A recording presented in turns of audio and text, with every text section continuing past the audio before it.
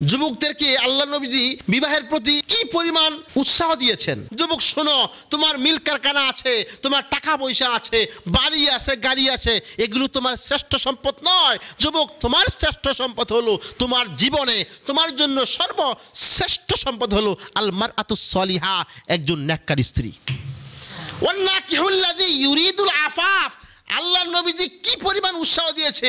ওয়ান্নাকিহুল্লাযী ইউরিদুল আফাফ, যুবক তোমার বিবাহের বয়স হয়েছে, তুমি বিবাহ করো, টেনশন করবা না, আমার টাকা নাই, আমার পয়সা নাই, আমি প্রতিষ্ঠিত না, এইসব টেনশন আনবাই না। ওয়ান্নাকিহুল্লাযী ইউরিদুল আফাফ, নবীজি বলতেছে যুবক বিবাহ করো, তুমি বিবাহ করলে পরের দিন আল্লাহ তোমাকে ধনী বানিয়ে দিবে।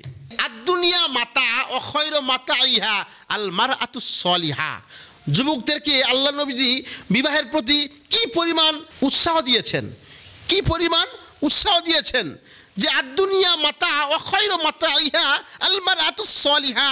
যুবক শোনো, তোমার মিল কারখানা আছে, তোমার টাকা পয়সা আছে, বাড়ি আছে, গাড়ি আছে, এগুলো তোমার শ্রেষ্ঠ সম্পদ নয়। যুবক, তোমার শ্রেষ্ঠ সম্পদ হলো তোমার জীবনে তোমার জন্য সর্বশ্রেষ্ঠ সম্পদ হলো আল মারআতুস সালিহা, একজন নেককার স্ত্রী।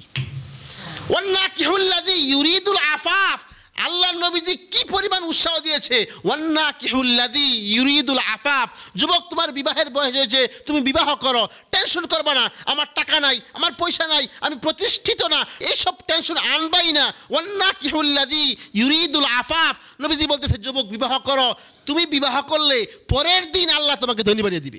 আস্তে আস্তে তোমার অবস্থার পরিবর্তন আল্লাহ তাআলা করে দিবে।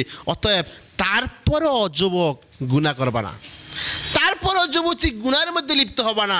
এখন বর্তমানে 99% ছেলেমেয়েরা অবৈধ প্রেমে লিপ্ত হয়। এই যে গুনাহ হয় পার্সেন্টেজ আকারে মা বাবার আমলনামায় আসে। আল্লাহ তাআলা আমাদেরকে এই সকল অপরাধ থেকে বাঁচার তৌফিক দান করুন, আমিন।